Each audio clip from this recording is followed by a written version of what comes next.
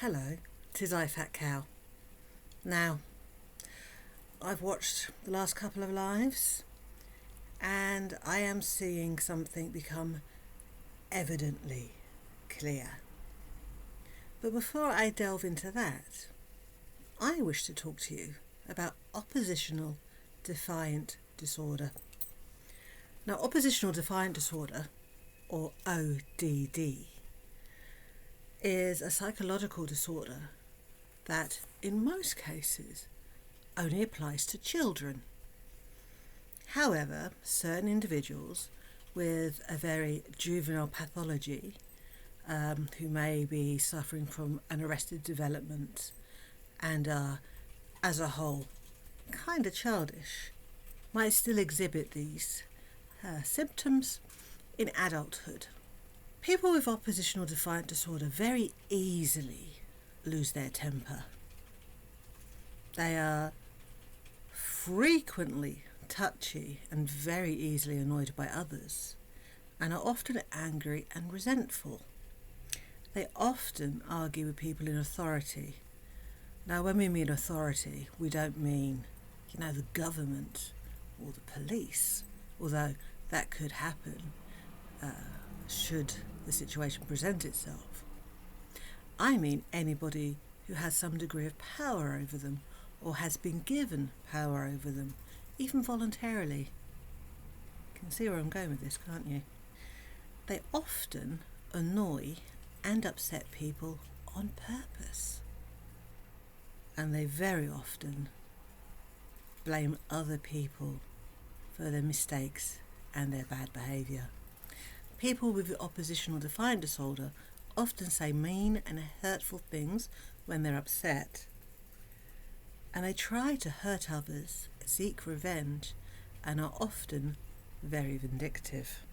Now, you can have oppositional defiant disorder mildly or severely, and the reason that I bring up this disorder today is because Foodiebeauty is throwing somewhat of a tantrum, passively aggressively, against us and Salah.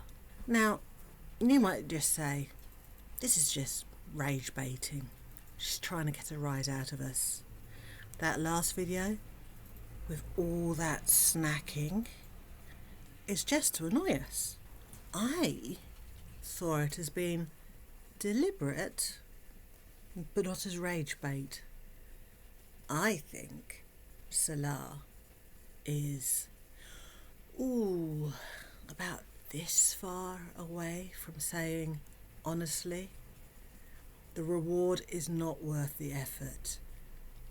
Fuck this for a game of soldiers. And Foodie knows this, and she's just seeing if a little push will actually send him over the edge to kicking her to the curb. It's not what she wants to happen. She's just testing the waters, poking the bear to see if this is what will happen. Alternatively, Salah is putting his foot down and saying, enough is enough. You've got to stop eating. And her response is, fuck you, I'm going to eat even more. This driving licence crap, we all know it's bullshit. Yes, you have to be in Kuwait for over 2 years in order to apply for a driving licence, so her timing is perfect. She's not that stupid. However, everything else that you need to require a driving permit in Kuwait, she fails. Absolutely. You have to take a written test, you have to take a practical test, you have to pass a blood test. However, there is one way she could have a driving licence. And speaking from experience, as someone who's lived in a Middle Eastern country, I was having a discussion with a friend of mine who was driving me back from work. and we were talking about driving tests and whatever, when they informed me, bearing in mind they were the ones driving, that they'd never actually passed their driving test, and that when they failed their test, all they had to do was give money to the instructor for him to say they'd passed their test, and that it was very common for quite a number of drivers currently driving on the road of the Middle Eastern country that I was in not to actually have a legitimate driving licence, because none of them had actually passed or even taken a driving test or even driving lessons, which is actually quite scary when you think about it. You see, driving instructors, the people who are authorised to give somebody the necessary paperwork to acquire a driving licence, are woefully, one of my favourite words you might have noticed, underpaid and very easily bribable. However, should Foodie get into an accident while driving, if they have bribed someone for a driving licence, details will still be checked, and then, well, the validity of her stay could be questioned, and the validity of lots of things could be questioned beyond the accident. The fact of the matter is, being involved with the authorities, the police, is the last thing Foodie wants to do. Could she bribe a policeman not to take it further? Sure. Does she have the language to be able to bribe a policeman not to take it further if she was the only person in the car at the time? No, unless she wanted to offer him some takeaway, that is. Driving in the Middle East is a very different beast. Driving and your right of way and the speed you go at and your handling of conflicts, let's say, that are on the road, are very patriarchal. I wouldn't, and you couldn't pay me to drive in the Middle Eastern country that I lived in, bearing in mind that I've never had an accident, I've never hit anything, I've never been distracted enough to go off the curb, I've never run over a rabbit, so I'd say I'm okay when it comes to driving, because I have learnt to give right of way, to concede to certain other drivers in certain situations, whereas in my experience in the Middle East, you just do whatever the fuck you want, and if you want to go first, you go first. You don't let somebody in. What I mean to say is, driving in the Middle East is very aggressive. It is a massive pissing contest and dick sizing contest, and arguments and road rage is prevalent in my experience. I have sat in the back of taxis in the Middle East going from point A to point B at such a speed I prayed to a God I didn't currently believe in, because I legitimately thought I was going to die. Not because of the speed alone, but the going in and out of the traffic and the weaving and the overtaking and the pushing in front. Second only to how scared I was in a tuk-tuk in Thailand. That also thought it was hilarious that I was scared and therefore went faster.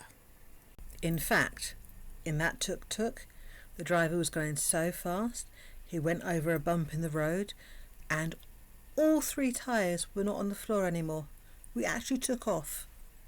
Yeah, he was laughing his little head off. Oh yeah, Foodie, I forgot to mention, I've been to Thailand. Yeah. Foodie is going to drive to the coffee shop she has previously walked to, because she doesn't want to walk there anymore. She might drive to a drive-through. This car is going to give her access to more food, because I think Salah said no more. This is enough. It's ridiculous. It's stupid. I look bad, you look bad, and incidentally, your health is going down the shitter. In that order. He looks bad, she looks bad. Health. And so she's decided, well, fuck you, I'm getting it myself. And this drive into the coffee shop business is because she is increasingly becoming more and more immobile. And now, with this hissy, childish fit she's giving, where she is eating even more food, I give her 6 months before she's bedbound, if that. And no amount of being able to drive is going to help her, because she is going to get in a car, drive to the cafe, get a drive-through. She's not even going to leave the car. And she's just going to get bigger and bigger and bigger, and then immobile. Did you see her with the snacks when she was giving them to Salah? How she had an entire bag, a white bag of stuff that she hid behind the orange bag, that when she was emptying you could see was at least half full of stuff. And incidentally, a lot of it was in purple, which indicated either the cheese thingies or dairy milk, Cadbury stuff. Now I'm going to say what she's hidden from us is the sweet shit, the chocolate. Because obviously, out of all the things that she does eat that she knows she shouldn't eat and knows pisses us off, the things that are high in sugar pisses off slightly more than the potato snacks, even though carbohydrates are equally as. So she's being defiant about her food now. And she is deliberately, in this defiance, putting her health more at risk. You probably believe that your death is going to be a quiet one in your sleep. And that's why you're not nearly as scared as you should be. Organ failure, kidney failure, heart failure, diabetic coma. Maybe that's what you're hoping for, that you'll just slip away and fall asleep.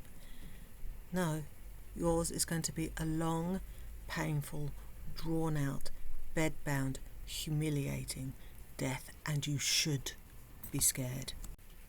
You should be really, really scared. You are not going to just drift off in your sleep.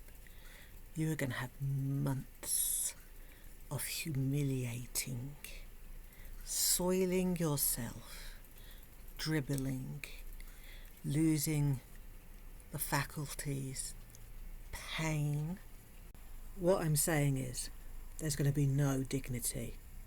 You should be scared, really scared, and not this childish hissy fit that your mentals are making you do because other people are pissing you off and things aren't going the way you want them to. Everybody, and I mean everybody, is seeing your true colours now. And it is unlikable. And you know this, which is why you are going down fighting defiantly and actually making things worse for you. I have some additional stuff to say, more on a personal note. Firstly, how the fuck can anybody wear eyelashes like this on the regular? They are so distracting. Secondly, I painted this yesterday, quite chuffed with it, but I'm going to wear it, wash it, wear it, wash it, and see how it lasts before proceeding any further into maybe making a few more to spread the joy. And finally, now I want to speak about one more thing that's very personal to me. And that is, even though it happened a long time ago, over a decade, I've never actually vocalized about my marriage and the abuse. And I've discovered now, by talking about it to you guys, that it doesn't just go away. I know that, obviously. But when you say something that happened to you out loud, when you actually hear the words of the story, it's only then that you really comprehend how shitty it actually was. Because if somebody else told me these things, I would instantly feel something for them and know instantly that their story is bad. It's shit. They've gone through some stuff. But because I've never heard the words out loud with my own story before, telling you guys is maybe making me acknowledge stuff that I didn't. That's not to say I don't want to talk about it. I think it's important to share all the aspects so that other people don't feel alone and other people maybe can understand. But this is a revelation to me.